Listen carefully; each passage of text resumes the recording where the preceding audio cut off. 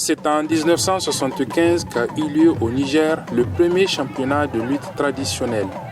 Les autorités d'alors visaient comme objectif de valoriser une pratique déjà ancrée dans les traditions. Généralement, après la saison pluvieuse, quand la récolte est bonne, les jeunes s'organisent pour aller effectivement livrer des combats dans les villages voisins. Et ça, à la suite des sorties, quand les jeunes reviennent dans les villages, c'est une fête le jour-là. Alors les gens partent pour montrer leur bravoure, pour montrer de quoi ils sont capables. Et surtout aussi, c'est organisé par la chefferie traditionnelle. D'année en année, le rendez-vous est devenu incontournable, suscitant chaque fois plus d'engouement, notamment pour ses aspects culturels authentiques. Et le charme de la lutte, c'est l'accoutrement.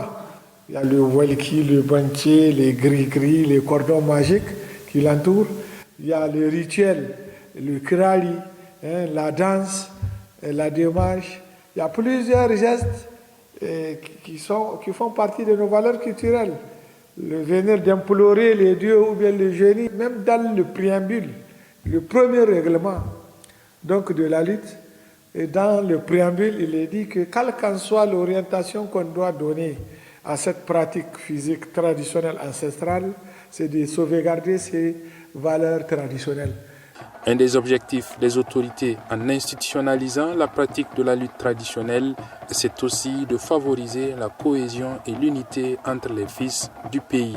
Les jeunes de Tillabéri croisent les jeunes de Difa, les jeunes de Dosso croisent les jeunes de Zander. Il y a tout un brassage, les retrouvailles entre les fils de la nation. Pendant 10 jours, cette jeunesse-là, sans distinction de race, d'ethnie et autres, se brassent, se croisent, se fraternisent, font la paix et créent les amitiés. Il n'y a pas plus que ça dans un pays. Ça permet aux gens d'avoir un brassage entre les différentes couches sociales et ça permet aux gens aussi de se connaître les uns et les autres. Des aspects culturels et unificateurs de la lutte qui façonnent toujours les plus jeunes.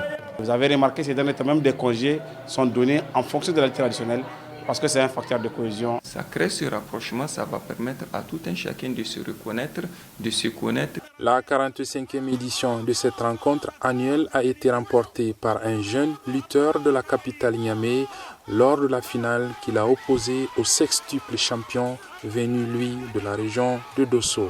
Abdullah Razak Idrissa pour VOA Afrique, Niamey.